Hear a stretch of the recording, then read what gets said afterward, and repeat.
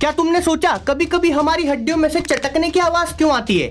ये पट पट पट पट पटाखे क्यों फूटते हैं? तो देखो, हमारी हड्डियों में जॉइंट्स होते हैं और इन जॉइंट्स के बीच में एक चिपचिपा गाढ़ा सा लिक्विड भरा होता है जिसे साइनोवियल फ्लूइड बोलते हैं। इस लिक्विड का काम होता है कि ये हमारी हड्डियों के मूवमेंट को स्मूथ बनाए, फ्लेक्सिबिलिटी बनाए रखे और हड्डियों को आपस में टकराने से रोके। पर होता क्या है कि जब हम फिजिकल एक्टिविटीज करते हैं या हमारी हड्डियों को खींचते हैं तो इन जॉइंट्स के बीच में जो लिक्विड है वो भी खींचेगा और इसकी वजह से उस लिक्विड में एयर बबल बन जाते हैं। तो जब ये बबल बनते हैं और फूटते हैं तब पट पट चटकने की आवाज आती है।